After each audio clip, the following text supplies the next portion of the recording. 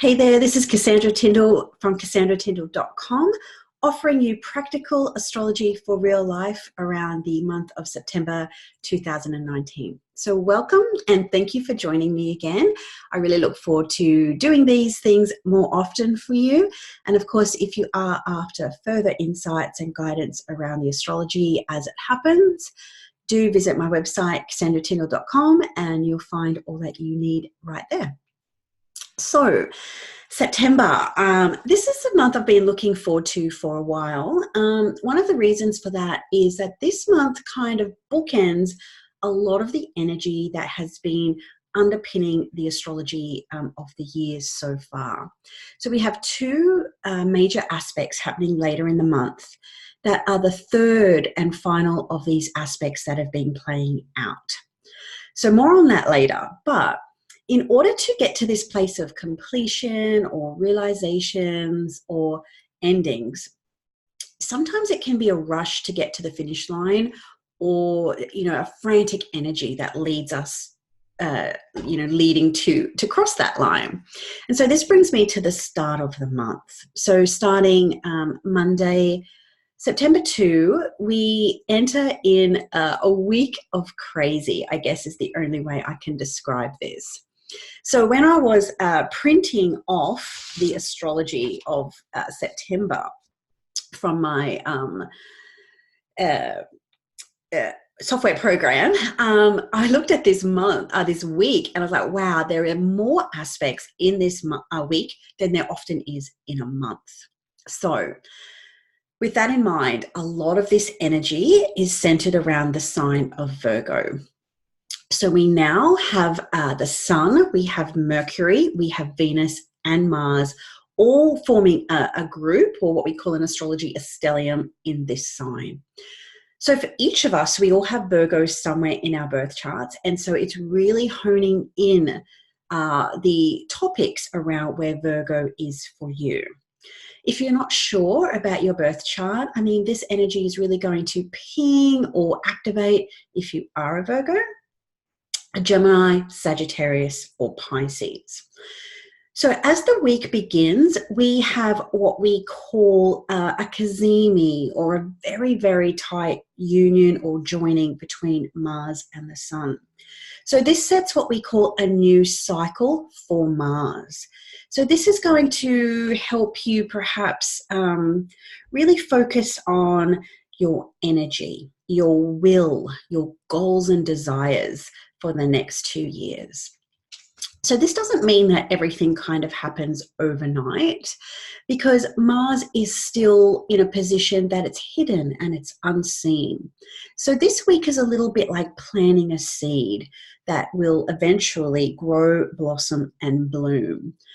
So in the sign of Virgo, really recommending to write a list, formulate a plan, set some goals, set some benchmarks for yourself, and find ways, and perhaps maybe you can do things a little bit better. Maybe reflect on the last 2 years. What worked for me, what didn't work for me, and how can I improve upon or make better those particular goals that you've got for the next 2 years. That being said, we are talking about Virgo here, which is an earth sign, which is practical, which likes to be grounded. It likes to finish what it starts. However, it is mutable. So it's happy to change within a certain structure. We've also got Mercury, Virgo's ruler, forming a trine to the planet Uranus on this day, Monday the 2nd. And Uranus is a big player in this week's astrology. So while you think you may have a plan or a structure, an idea, embrace that concept of things maybe not turning quite to plan. But I think it's important to start with some kind of plan that can at least be modified or changed somewhat. But if there is no plan, then you can be like that proverbial mouse, just spinning its wheels and not getting anywhere. And this brings me back to the other side of Virgo, which can have a predisposition to overthinking, overstressing, trying to reinvent the wheel, and getting itself nowhere, and therefore leading to perhaps some stress or mental anguish, or even a certain a level of anxiety. So to start with a plan, to start with a goal, can help us, transmute or transform that plan or goal from being just a wish. And that's where we're trying to work from this month. And so with this Mars and Sun conjunction, there is this sense of, powering on despite perhaps the hiccups or the snafus that might happen around Uranus being a bit of a center player this week. So Uranus is also a planet that, doesn't, conform to the status quo. And Virgo can sometimes do that, being Earth. So this might also be about, this week in particular, about respecting your boundaries, respecting your limits, not conforming to things because you want to make them better, conforming to things because they feel right for you. So this might be about recognizing a boundary or a limit, or just saying, no, I don't want to do that. Doing what I've been doing isn't going to get me to where I want to go. So Earth can get stuck a little bit in that. There's no point in doing the same thing over and over and over again and expecting a different result. So it is a week about shifting things up, going with the flow, but not overdoing it. But with Mars in the mix, and Mars coming through this process of being fused with that energy of the Sun, there will be this emergence of confidence, this emergence of laser beam focus. This is what I want, and now I know what I have to do to get there. This isn't going to happen overnight, and it may feel like a bit of an internalized process before you can really start asserting that will or that energy or that focus. So to get through the week, it might be a case of writing a to-do list. So you don't kind of, get disrupted on the fly and get distracted from the goal that's really in place for you. And that's kind of what the Virgo thing can do, the mutability. It's like, I'm on this trajectory. Oh, we've got to go here. We've got to go here. And we don't want to spin our tails too much this week. We want to try and stay on track where possible, but be open to that flexibility, that spontaneity, spontaneous change that Uranus can bring. So we don't want to stay too rigid, too structured, but we also want to not deviate from our course or our path too much. So that is kind of, I guess, there's so much going on this week. From an aspectual standpoint, there's about 16 aspects, but I've just sort of chosen this to kind of, that kind of flavors the week, or it highlights the week. And there's a lot of other things kind of going on there as well. Now, the sign of Virgo and these planets in Virgo, they're going to hit up against Uranus, which I think is going to be kind of a volatile factor. It might bring some surprises to the mix that will kind of be welcome, but you also need to take that step back and go, okay, well, to take that step, is that going to take me where I want to go or not? So there is that little bit of discernment, I think, is going to be really important. We don't want to kind of, do, say, an Aries element where it'd be like, yeah, come on, we can do this, and take on too much. Virgo is about taking it a little bit slower, dropping down the pace, thinking things through, but not too much that slows you down. And then, of course, those planets, so we're going to have Venus is going to also trine Saturn. So we are looking towards the long term this week. That happens on Monday the 2nd here in Australia, and Sunday the 1st if you are watching from the Northern Hemisphere. So we are planning long term, Venus, Saturn, compromise, working together for goals or finding a common direction. So it's a long term stuff. Then Venus will make an aspect to Jupiter.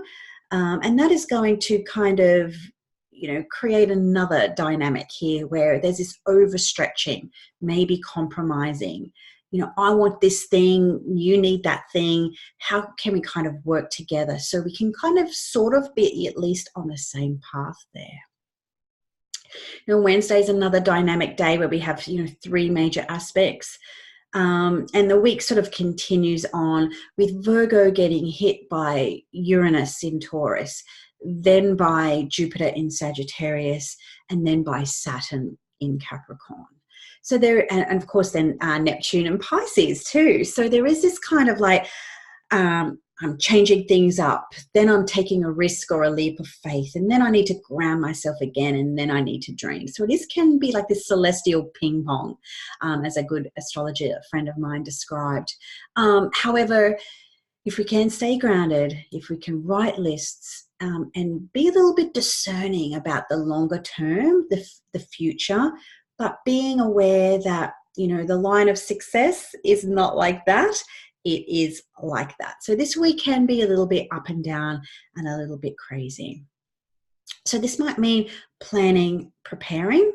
This may also mean, as I said, write your lists. It might mean taking a little bit of extra rest when you can get it.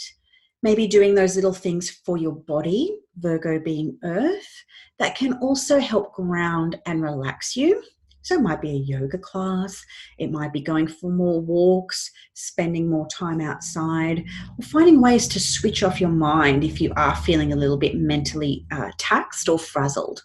It might be a nip of scotch in the evening, or some type of meditation, or even just watching a little bit of TV and just kind of letting your mind escape a little bit. It can be all ways that can really help you manage, particularly this first week of the month. Then the second week, we have, again, it's a busy week. The first half of the month is very busy. So we have a Sun-Jupiter square that begins the week, 9th of September here in Australia, in the Northern Hemisphere. That will fall on the Sunday for you. Now, when I see Jupiter and the Sun form a square, what I see is this element of overstretching, being generous, maybe giving too much, doing too much for somebody else and maybe not getting that reciprocated. So, and this kind of brings me to one of my favorite quotes when I'm talking to people about, if they've experienced a breakup or some kind of heartache. I'll often say, you didn't give too much to that person. You just gave it to the wrong person. So it doesn't mean about changing who you are, the Sun. It just might mean that you need to become a little bit more discerning or a little bit more cautious, or think about how or whom you're giving away your light or your essence to. So you didn't give too much away, you just may have given it to the wrong person or didn't think things through enough. And I think this is the key here with Virgo. It's about being a little bit discerning where you give those resources or that energy or that essence away to. So if you're a generous person by nature, be generous. But you don't have to be generous for the sake of being generous. So there's this feeling of perhaps being a little bit overstretched, or maybe not getting back in equal measure what you felt that you gave. Then we also have a Mars-Saturn aspect forming on the same day. So Monday in Australia and the Sunday in most of the rest of the world. So, Mars, Saturn, with the kind of perhaps the overstretching feeling of the Sun and Jupiter at the same day, you'd be like, okay, well, I'm just going to bunker down and perhaps focus on my longer term goals. Mars and Saturn working together in an earth sign can really help you overcome, tackle a really important project, or focus on the long term. So it might be a little bit of a sense of maybe like cutting your losses in some ways, or redirecting things to that long-term goal there. Then, of course, Mars comes and squares Jupiter later in the week. So again, we've got a little bit of that celestial ping pong happening throughout the week. So it might be about, thinking about, what do you believe? What are you willing to put your energy into? Taking a little bit of a leap of faith in something, trying something different that inspires or uplifts or motivates you. It might be about using these discerning qualities of Mars in Virgo to really kind of focus in or hone on a dream or a goal or a plan. It might mean having to adjust or compromise or change gears a little bit around what you thought you may have wanted. The events of the month so far may have also caused you to go, well, things are changing and I need to change in response to that too. And that leads us up to around the 14th, where we have a lot of energy changing in the middle of the month. So firstly, we have the full moon. So the full moon at 21 degrees of Pisces, that falls on the 14th. And so this is going to really spotlight the Virgo-Pisces axis.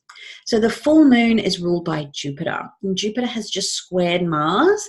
So this is really going to kind of bring in a feeling of, exploring possibilities, exploring opposites, exploring about, well, if I go in this direction because this is what I really want, what could be possible? Pisces moon invites you to dream, to allow intuition to come up to the surface, to perhaps step away a little bit from any mental taxing or anguish that you might be experiencing. And perhaps just allowing yourself to not overthink things.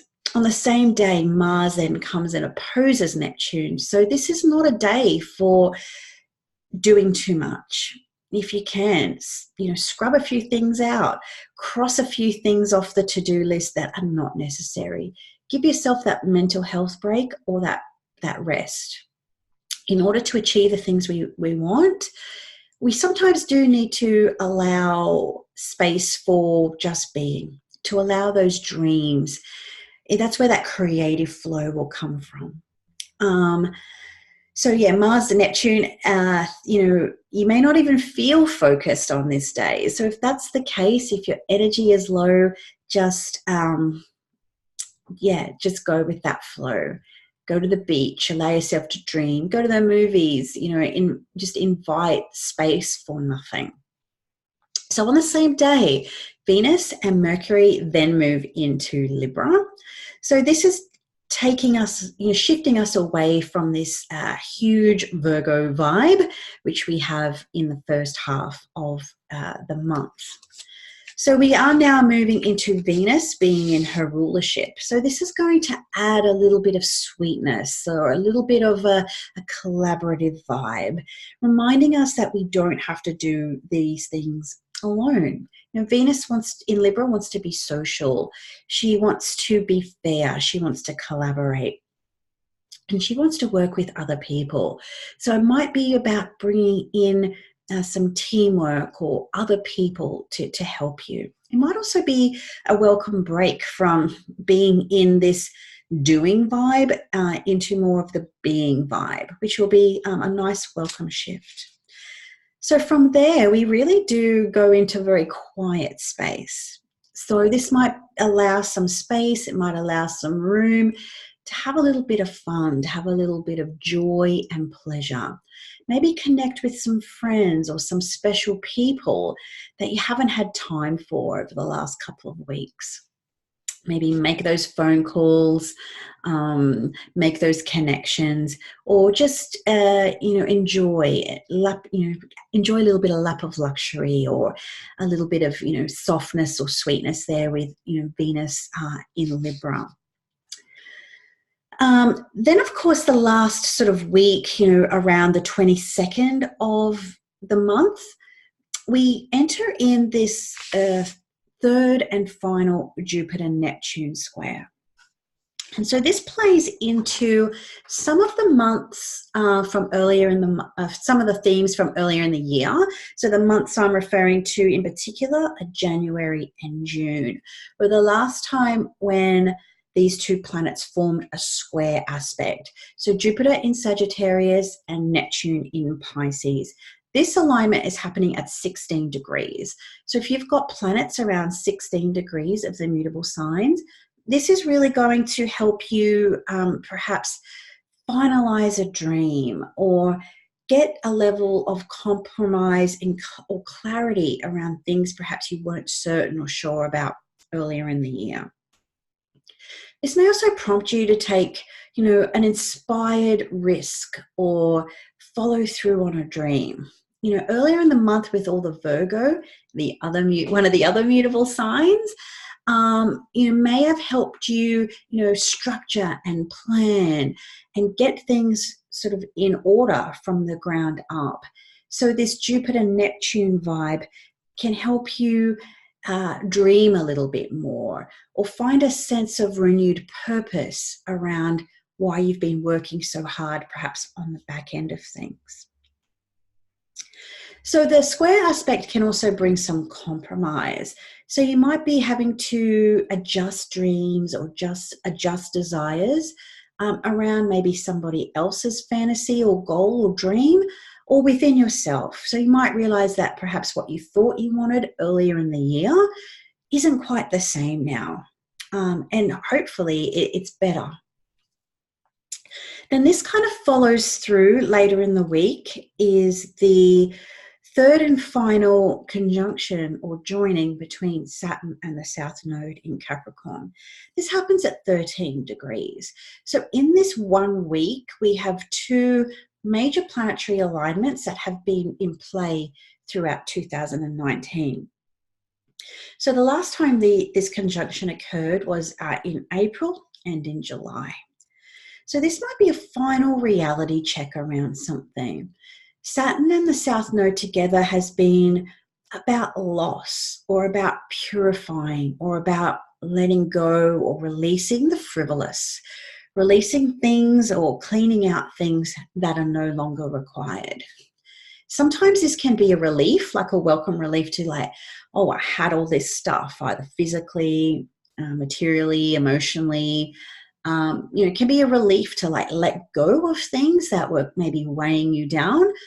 On the flip side too, it can come with a little bit of sadness because sometimes it means losing things that we were attached to or didn't want to lose, but maybe was a part of the bigger process. So it can, be a bit bittersweet sometimes.